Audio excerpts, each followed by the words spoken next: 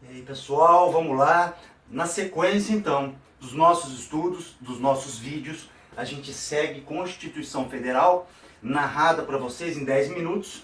E agora a gente continua, então, ao estudo do direito constitucional no sentido aí do artigo 37 e seguintes. Fiquem conosco até instantes. Bem, então é isso. Na sequência aí, a aula 61, continuando o artigo 37, né, parágrafo 6º e seguintes. Vamos lá.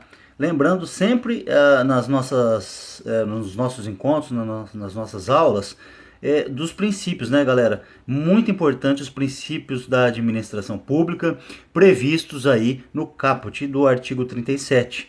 Então, a administração pública de qualquer aí dos poderes da União, do Estado, do Distrito Federal, dos municípios, deverá aí obedecer aos princípios do limpe com eficiência, legalidade, impessoalidade, moralidade, a publicidade e a eficiência administrativa. Vamos lá. Na continuidade, então, parágrafo 7º, diz o texto constitucional que a lei disporá sobre os requisitos e as restrições ao ocupante de cargo ou emprego da administração direta, vejam só, administração pública direta e indireta também, que possibilite o acesso a informações privilegiadas. Esse parágrafo 7º foi acrescentado pela emenda da reforma administrativa, a emenda constitucional 19 de 98. Parágrafo 8º, autonomia gerencial, orçamentária e financeira dos órgãos e entidades da administração direta e indireta poderá ser ampliada mediante contrato a ser firmado entre seus administradores e o poder público, que tenha por objeto, olha as condicionantes, a fixação de metas de desempenho para o órgão ou entidade, cabendo sempre à lei dispor sobre o que? Vamos lá. O prazo da duração do contrato. 2. Os controles e critérios de avaliação de desempenho, direitos e obrigações e responsabilidades dos dirigentes. 3. A remuneração do pessoal. Vamos ver, atenção aí. O artigo então 37, galera, que eu acabei de narrar para vocês, parágrafo 8º, então ele prevê o chamado contrato de gestão. Isso cai muito em provas e concursos públicos. Denominado então contrato de gestão. E as autarquias e fundações que assinam esse contrato, elas se transformam, entre aspas, né, em agências executivas. Isso aí, evidentemente, foi uma das novidades da reforma administrativa, cuja finalidade é garantir uma maior autonomia de gerência da administração e de finanças, etc. O termo, então, agência executiva é um mero rótulo que se atribui a certas autarquias e fundações por iniciativa da administração direta que as criou por prazo determinado, vejam só, para o alcance de certas finalidades não previstas inicialmente no momento das suas criações. Okay? Observação, vejam só. Não se trata, então, de uma nova pessoa jurídica. Eu não estou criando uma pessoa jurídica, mas apenas conferindo um rótulo que recai sobre certas autarquias e fundações já existentes, com prazo certo. O rótulo é atribuído pela administração direta, que criou as respectivas autarquias e fundações. Estão ligados, então, ao princípio da eficiência administrativa. Tudo isso é para a preservação do chamado princípio da eficiência administrativa, enfim, para maximizar, para melhorar a questão da administração, do gerenciamento administrativo. Parágrafo 9º.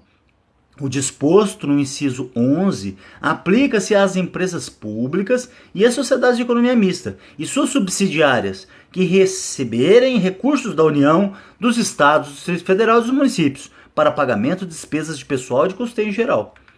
Parágrafo 10º. É proibida então a percepção simultânea de proventos, hein, galera, de aposentadoria decorrentes do artigo 40, que é o estatutário, né, ou dos artigos 42 e 142, com a remuneração de cargo, emprego ou função pública, ressalvados quando que pode acumular os cargos acumuláveis na forma desta Constituição, os cargos eletivos e os cargos em comissão declarados em lei de livre nomeação e exoneração. Vejamos alguma jurisprudência relativa aí ao artigo sob comentário. Cumulação cargo eletivo. Vejam só, julgado de 2012, primeira turma. A eleição de servidor público aposentado para o exercício de cargo público, permite-lhe o recebimento dos proventos de cargo eletivo cumulativamente com aqueles decorrentes de sua aposentadoria. Irrelevante se mostra para tal conclusão que esse reingresso do aposentado no serviço público não tenha ocorrido por meio de concurso, já que inexiste norma constitucional impondo a vedação desta acumulação de proventos. Vejam só, um julgado recente, relativamente recente, relator ministro Dias Toffoli, está no AI 264-217, agravo regimental 2012.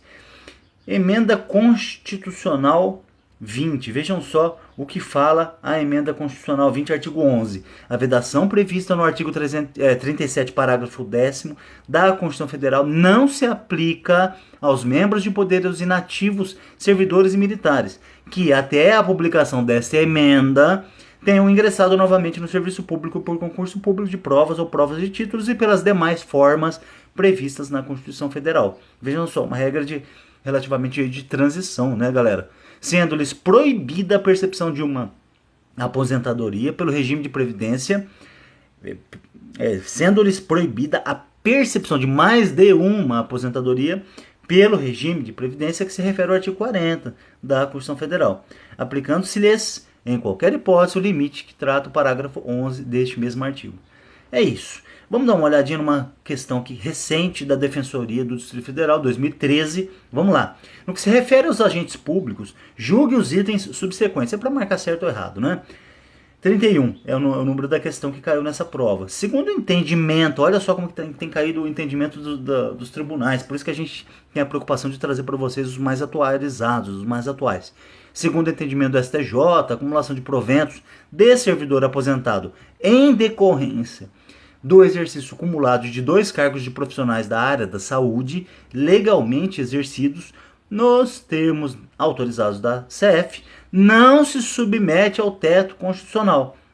Será que está certo? Devendo os cargos serem considerados isoladamente para esse fim. É uma decisão que a gente trouxe para vocês de propósito, polêmica, né? O gabarito está certo sim. Vejam só, vamos voltar aqui rapidinho. Vejam só, diz aqui que não se submete ao teto. Professor, mas eu vi que tudo tem que ser necessariamente aí respeitados os limites do teto, etc. É uma decisão polêmica do STJ, eu trouxe para vocês aqui, RMS 38682, depois vocês dão uma olhada com mais calma. Decisão de novembro de 2012, recente, portanto. Fundamento da decisão, artigo 17 do ADCT. Parágrafo 2º diz o seguinte: assegurado o exercício cumulativo de 2 cargos ou empregos privativos, profissionais de saúde, que estejam sendo exercidos na administração pública direta ou indireta. É uma decisão polêmica, aí as maiores, mais pormenorizadamente, vocês podem dar uma olhada depois nesse julgado aí de novembro de 2012. O gabarito, portanto, é certa a afirmativa, a assertiva. Bom, ficamos por aqui. Muito obrigado e até o nosso próximo encontro. Constituição Federal narrada, professor Caldeira, www.abcddireitoconstitucional.com.br. Um abraço e até a próxima.